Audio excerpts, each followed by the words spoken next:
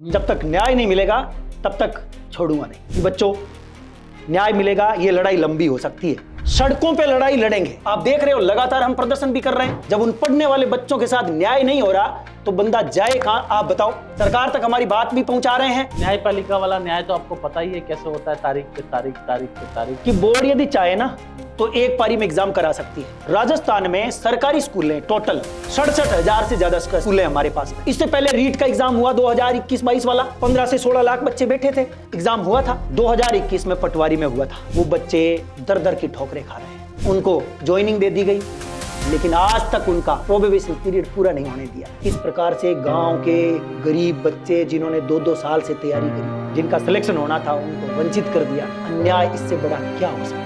अभी 2 दिन पहले जेल प्रेरी का पेपर हुआ है, 2 पारियों में हुआ है। एक पारी के साथ फिर से अन्याय होगा। आने वाले 10, 15, 20 दिन में फिर से एक और रिजल्ट आएगा, फिर से अन्याय होगा। देखना, असली मुद्दा नॉर्मलाइजेशन है, वो खत्म होना चाहिए। उस पर विचार विमर्श होना चाहिए और रिजल्ट रिवाइज होना चाहिए, ताकि सही को सही, गलत को गलत साबित किया जा सके। नमस्कार, भारत रफ्तार के एजुकेशन रफ्तार में आप सभी का स्वागत। और लगातार हम आप सभी की आवाज उठा रहे हैं, युवाओं की आवाज उठा रहे हैं। मुद्दा है पशु परिचर भर्ती, और मुद्दे में लड़ाई लड़ रहे हैं संतोष विश्नोई जी सर, गुरुजी। अब गुरुजी से आज बातचीत करेंगे। गुरुजी, मुद्दा छोड़ दिया है, पकड़े रखा है? अभी तक पकड़े रखा है। जब तक न्याय नहीं मिलेगा तब तक छोड़ूंगा नहीं। तो अब तो ढीले से पड़ गए आप, आंदोलन के बाद पुलिस ने गिरफ्तार कर लिया, फिर क्या है? मैं ढीला नहीं पड़ा हूं। महात्मा गांधी को फॉलो करता हूं। थोड़ा तेज, थोड़ा धीरे, थोड़ा गैप, थोड़ा विश्राम, फिर से दोबारा ग्राउंड में आना। मैं महात्मा गांधी को चरेवेती पे फॉर्मूले पे चल रहे हैं आप। बिल्कुल। लेकिन फॉर्मूले पे सफलता कैसे मिलेगी? आगे की रणनीति क्या है आपकी? सफलता मिलेगी, मुझे भरोसा है। हम अब न्यायपालिका पर निर्भर हो हैं। अब हम कोर्ट में जा रहे हैं। तो फिर अटकाना चाहते हैं एसआई की तरह आप? प्रयास तो मेरा यह था कि हम कोर्ट में नहीं ले जाए। हमने कर्मचारी चयन बोर्ड ने हमें 7 दिन का टाइम दिया फॉर्मूले के लिए। अब हमने फॉर्मूला अगले ही दिन बता दिया, लेकिन उन्होंने फॉर्मूले पर तो काम किया नहीं और उन्होंने डीवी की लिस्ट जारी कर दी। लेकिन कोर्ट में ले जाना हमारा मकसद नहीं था। हम नहीं चाहते कि यह भर्ती कोर्ट में अटके, लेकिन जब अति हो गई, जब उन पढ़ने वाले बच्चों के साथ न्याय नहीं हो रहा तो बंदा जाए कहां? आप बताओ। लड़ाई लड़ो सड़कों पे, क्यों डर रहे हो? सड़कों पे लड़ाई लड़ेंगे। हम सड़कों पे लड़ रहे हैं। आप देख रहे हो लगातार हम प्रदर्शन भी कर रहे हैं। हम मंत्रियों से मिल रहे हैं, सरकार तक हमारी बात भी पहुंचा रहे हैं। लेकिन हम कोर्ट का रास्ता इसलिए तय कर रहे हैं क्योंकि न्यायपालिका पर हमें बहुत ज्यादा भरोसा है।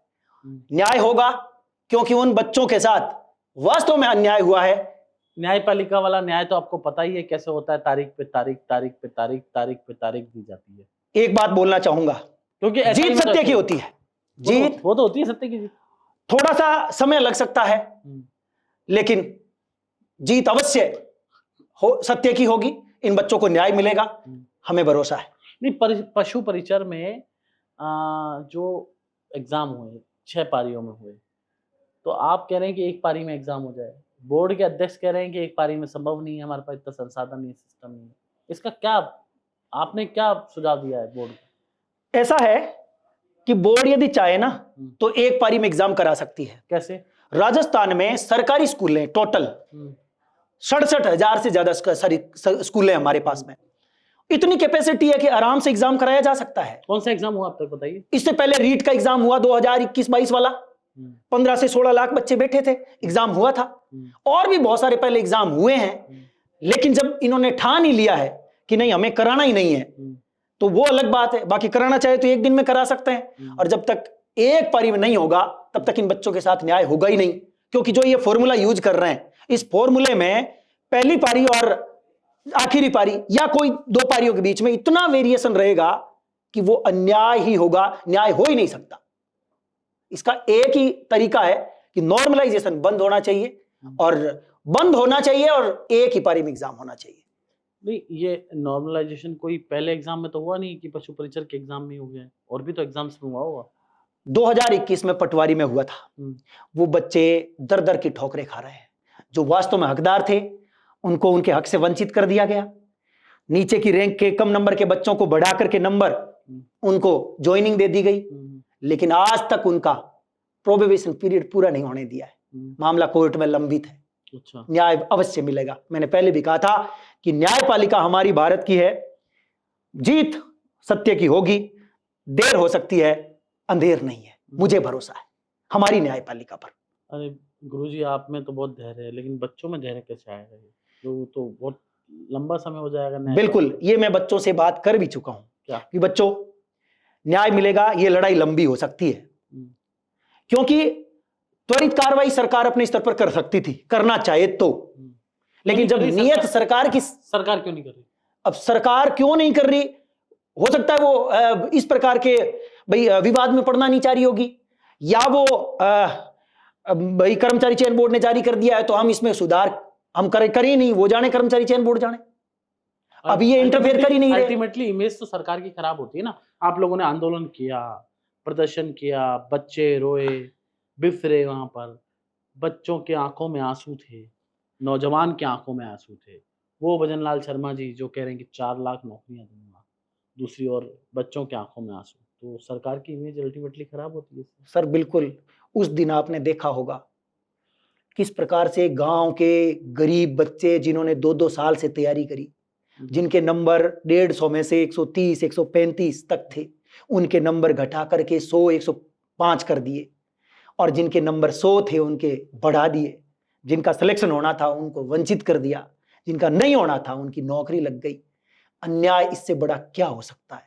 रही बात कर्मचारी चयन बोर्ड के अध्यक्ष और सचिव की, उन्होंने जब डेलीगेशन गया था तो उन्होंने ये गलती स्वीकार कर ली थी कि गलती तो है, कमी तो है, अन्याय भी हुआ है, लेकिन हम करें क्या, क्योंकि हम इस नॉर्मलाइजेशन के फॉर्मूले में फंसे हुए हैं। अब जब तो आप ओवरऑल लगाओ ना, आप ओवरऑल जो रिट याचिका लगा रहे हो, आप पशु परिचर पे लगा रहे हो या नॉर्मलाइजेशन खत्म करने पे लगा रहे हो? दो बातें हैं इसमें। हम सबसे पहले तो नॉर्मलाइजेशन मुद्दा है, नॉर्मलाइजेशन खत्म होगा तो पशु परिचर को अपने आप ही न्याय मिल जाएगा।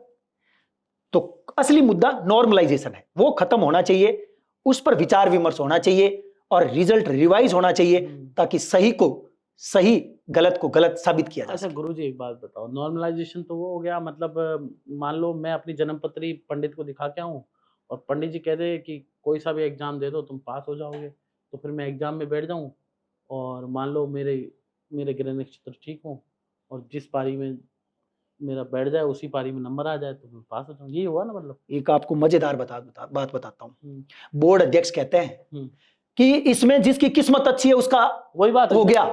अब एक बात बताओ, एक तो आप कहते हो तैयारी करो, मेहनत करो, ईमानदारी से पढ़ो, आपका नौकरी लगेगी, दूसरी तरफ ये कहते हैं किस्मत। अब बताओ, खुद के ही इनके दो अलग अलग विचार है, तो ये दूसरों से क्या उम्मीद करें? तभी तो मैं कह रहा था मैं पंडित को दिखा के लाऊं। हाँ, और मेरी किस्मत अच्छी हो, पंडित जी के आप एग्जाम दो पास हो जाओगे, तो मतलब मैं उसी पारी में बैठ जाऊं, किस्मत अच्छी हो तो मैं पास हो जाऊंगा, और जिसने मेहनत में से ज्यादा की होगी वो फेल हो जाएगा। ये गलत है ना? तो मुझे एक बात बताओ गुरुजी, आपने मुद्दा आज ही क्यों उठाया? ये इतने टाइम से हो रहा है नॉर्मलाइजेशन, तो लंबे अर्से पहले भी हुआ, मैंने 2021 में पटवारी वाले बच्चों के लिए उठाया था, मैंने उनकी आवाज उठाई और आवाज दब गई आपकी? तो फिर मैंने दबने नहीं दिया। हाँ, मैं यूं कह सकता हूं कि ढीला पड़ गए। मैं ढीला भी नहीं पड़ा, लेकिन सरकार ने यानी कर्मचारी चयन बोर्ड ने अमल नहीं किया। अध्यक्ष बदल गए, सचिव बदल गए, इन्होंने बोले हम नवाचार करेंगे, बदलती हुई परिस्थितियों के अनुसार हम चीजों को चेक करेंगे, एक पारी और दूसरी पारियों के बीच में जो वेरिएशन है धीरे धीरे कम हो, ज्यादा न्याय हो। खुद बोलते थे, आश्वासन देते थे, लेकिन फिर से दोबारा गलती कर दी। और सुनो, अभी 2 दिन पहले जेल प्रेरी का पेपर हुआ है, 2 पारियों में हुआ है, जबकि दोनों पारियों की मैं आपको एक विशेषता बताता हूं कि इन दोनों पेपर में कोई भी क्वेश्चन हार्ड नहीं है, केवल 4 क्वेश्चन, जिसे पहले पेपर में भी 4 क्वेश्चन हार्ड है, बाकी पूरा पेपर सरल है, दूसरे में भी 4 क्वेश्चन हार्ड है, बाकी सारा सरल है। उपस्थिति 73 और 75%, मॉर्निंग 73, शाम को 75 है। इसके आधार पर भी यदि ये नॉर्मलाइजेशन करें, और ये करेंगे, एक पारी के साथ फिर से अन्याय होगा, आने वाले 10, 15, 20 दिन में फिर से एक और रिजल्ट आएगा, फिर से अन्याय होगा, देखना आप। यदि ये नॉर्मलाइजेशन पर विचार नहीं करेंगे तो ये पीड़ा, ये लड़ाई लंबी है, चलती रहेगी, लोग सड़कों पर आते रहेंगे, जो दुखी है वो दुखी होते रहेंगे, जो पीड़ित है वो पीड़ित बने रहेंगे, ये कोई सुधार नहीं करने वाले, ये अपनी रोटियां सेकते जाएंगे। तो गुरुजी ऐसा नहीं कर सकते क्या इसमें, जैसे पटवारी वालों के साथ हो चुका है, जेल पैरी वाला आप बता रहे हो, और ये बता रहे हो कि इस केवल जो सेंट्रिक मुद्दा है नॉर्मलाइजेशन, इसका विरोध सब एक मिलके नहीं कर सकते आप लोग? बिल्कुल करना चाहिए, लेकिन सबकी जिम्मेदारी मैं लेने वाला होता कौन हूं? मैं मेरी जिम्मेदारी ले रहा हूं कि मैं वास्तव में जो अन्याय हुआ उसके विरुद्ध खड़ा हूं। मैं उन तमाम लोगों से रिक्वेस्ट भी करता हूं, आप विद्यार्थियों के बीच रहते हो, आप भी इसका विरोध करो। आप नहीं करोगे तो फिर से आप ही के बच्चों के साथ अन्याय हो रहा है। आपको आगे आना चाहिए। मैं तो सबसे कहता हूं, हम लड़ेंगे जरूर। हम भी लड़ ही रहे हैं आपके कारण। हम एजुकेशन भारत रफ्तार इसलिए खोला है, आप सभी को बता दूं कि हमारे भारत रफ्तार टीवी जो हमारा चैनल है, मेन चैनल है, उसमें 70,000 से ज़्यादा सब्सक्राइबर हैं और 3.5 करोड़ लोग अब तक देख चुके हैं राजस्थान में, तकरीबन 7-8 महीने में। लेकिन हमने पशु परिचर भर्ती वाला रद्द करो का मामला जो आप लोगों ने विरोध किया था, वो चलाया था। उसके बाद हमारे वहाँ पर मास्क रिपोर्ट हुई है और वो वीडियो चला गया। यूट्यूब ने कम्युनिटी गाइडलाइन का एक उल्लंघन का स्ट्राइक दे दिया हमें। बाद में यूट्यूब ने रिव्यू किया और यूट्यूब ने हमें वो वीडियो वापस दे दिया पशु परिचर वाला। फिर वापस यूट्यूब ने अब स्ट्राइक दे दी, तो अब हम तो स्ट्राइकों के चक्कर में फंस गए, छात्रों की लड़ाई लड़ते लड़ते। और हमारा सभी छात्रों से निवेदन है कि आप हमारे इस चैनल को ज़्यादा से ज़्यादा लाइक और सब्सक्राइब करें और लोगों को शेयर करें, जिससे हम आपकी आवाज़ जब भी बुलंद कर पाएंगे जब हम मजबूत होंगे। सही बात है ना? बिल्कुल। तमाम जो लोग सुन रहे हैं, जो भी व्यक्ति आपकी आवाज उठाता है, चाहे भारत रफ्तार हो, चाहे मैं हूं, चाहे कोई भी, ये आवाज लंबी चलनी चाहिए। इसकी गूंज कई कोसों तक होनी चाहिए, ताकि व्यक्ति जो पीड़ित है, जिसके साथ अन्याय हुआ, उसे न्याय मिले। ये एक माध्यम है, एक प्लेटफॉर्म है जो आप सबकी आवाज को सरकार तक पहुंचाने का काम करता है। ईमानदारी से काम करते हैं, आप इनका सपोर्ट करिए। मैं आप तमाम लोगों से यही कहूंगा, ऐसे लोगों को ज्यादा से ज्यादा सपोर्ट करें, क्योंकि आपकी आवाज यही उठाएंगे। एक बात सर, मैं बीच में याद आया मुझे, जैसे आज कुछ मंत्रियों से हम मिले हैं, तो मैं आगे की रणनीति जो हमारी है उस पर भी मैं आपके साथ बात करना चाहता हूं। जैसे आज बाबा साहब की जयंती थी और अपने कोर्ट के पास ही प्रतिमा है, वहां कुछ मंत्रियों से मुलाकात हुई है। हमारे अविनाश जी, उन्होंने भी बोला है मुलाकात का, और जोगाराम जी संसदीय सचिव हमारे, उन्होंने भी बोला है कि आप मेरे पास मुद्दा लेकर आओ, डिटेल में अपन चर्चा करते हैं, इस पर सकारात्मकता कैसे हो सकती है, न्याय कैसे हो सकता है, सभी बच्चों के साथ में न्याय कैसे हो, अपन उस पर चर्चा करेंगे। तो हम दोनों ही रास्ते देख रहे हैं, दोनों रास्तों में हमें अंत में जाकर यदि वो एक होता है तो हमारे उन तमाम विद्यार्थियों के लिए एक बहुत बड़ा अवसर होगा, उनको न्याय मिलेगा। उन माता पिता के सपने जिनको तोड़ दिया गया पीछे, आप 7 दिन से लगातार देख रहे हैं, काश उन माता पिता को सुकून मिले, उन बच्चों के चेहरे पर क्या पता थोड़ी बहुत मायूसी आ जाए। हम ऐसी प्रयास कर रहे हैं, हो सकता है हम जो प्रयास कर रहे हैं इस प्रयास में कोई टांग खींचने वाला भी हो सकता है, कोई नकारात्मक व्यक्ति भी हो सकता है। सुननी सबकी पड़ती है, करनी वही होती है जो हमारा संविधान क्या कहता है, जो वास्तव में समानता की बात हम करते हैं, जो हक किसका है वो उसका हक मिलना चाहिए। मैं एक निवाला ले रहा हूं, आप मेरा छीन रहे हैं, ये हमेशा ही बर्दाश्त नहीं होना चाहिए। सच्चा लोकतंत्र तो यही कहता है, बाकी अन्याय के लिए तो सुबह से शाम तक लोग और बैठे हैं आपका हक खाने के लिए। उम्मीद है और आशा है कि निर्णय हमारे पक्ष में आएगा, न्याय मिलेगा, सरकार भी सोचेगी और न्यायपालिका भी हमारी ओर देखेगी। बिल्कुल। आज तो बाबा साहब अम्बेडकर जी का दिन है और बाबा साहब अम्बेडकर जी का संविधान जो बना था, समानता की बात। बिल्कुल सर, तो सभी को समान नज़रिए से सरकारें देखें, समान व्यवहार हो। और जो जैसा कि आपका दावा है कि नॉर्मलाइजेशन समान नहीं है सर, कि तो वो असमानता है, तो वो असमानता नहीं होनी चाहिए। सभी को एक ही दृष्टि से, एक ही नियमों के आधार पर देखा जाना चाहिए। इनका कहना है कि पिक एंड चूज नहीं होना चाहिए, क्योंकि किस्मत वाला खेल नहीं है, ये किसी की जिंदगी का खेल है। सर जिंदगी का खेल है। एक बच्चा 2-2, 3-3 साल सर वो मेहनत करता है, लास्ट में वो तैयारी कर रहा है। ऐसा नहीं है वो फर्जी नहीं है, वो ईमानदार है और वो सही नियम कानून के तहत अपना लक्ष्य हासिल करना चाहता है। तैयारी करके, मेहनत करके जब वो मंजिल के नजदीक चला गया, पीक पॉइंट पर पहुंच गया है, अब उसे वो मिलने वाली है सफलता जिसका वो स्वाद चखना चाहता है, जिसने सपने देखे हैं, उस जगह पहुंचते ही उसको धक्का देकर नीचे गिरा दिया जाता है। इससे बड़ा कोई अन्याय हो ही नहीं सकता। सब सर बद्दुआएं लगेंगी। आप कह रहे थे कि पिछली सरकार ने पेपर लीक कराया, इस सरकार नॉर्मलाइजेशन से। बिल्कुल सर, पिछली सरकार में कितने पेपर आउट हुए, जो रियल में हकदार था ना, उनके हकों को लाखों रुपए में लोगों ने खरीद लिए और पेपर बिके। आज भी देखो किस प्रकार से वो आपके एसआई वाले लोग पकड़े जा रहे हैं, आप देख रहे हैं, आपके सामने रोज पकड़े जा रहे हैं, एसओजी छापे मार रही है। देखो अन्याय तो हुआ है, लेकिन इस सरकार में न्याय तब माना जाएगा। हमने बहुत ही उम्मीदों के साथ, बहुत बड़ी आशाओं के साथ हमने इस सरकार को सत्ता में लाने का हम सब ने काम किया है, किसी एक व्यक्ति ने नहीं, हम सब ने वोट दिए हैं, तब जाकर के ये सत्ता में आई है। और जब युवाओं की नहीं सुनोगे तो पुनः आप बैक भी जा सकते हैं। इसलिए न्याय की बात करो, सत्यता की बात करो, धर्म की बात करो। यहां धर्म का मतलब है अधर्म का नाश हो, यानी अन्याय जहां हो वो अधर्म है। धर्म का मतलब संविधान के अंदर जो हमें न्याय मिला, समानता का, सामाजिक, आर्थिक, राजनीतिक न्याय। हमारे आर्टिकल 14, आर्टिकल 15 और आर्टिकल 16 वो क्या कहते हैं? यदि आप उनकी धज्जियां उड़ा रहे हैं, आप बाबा साहब के जो अंबेडकर साहब ने संविधान दिया, उनका मूल मंत्र यही था, मैं भारत को एक ऐसे देश के रूप में सोचता हूं, उम्मीद करता हूं कि हमारे संविधान को लागू करने वाले लोग सच्चा लोकतंत्र स्थापित करेंगे। और सच्चा लोकतंत्र कब होगा?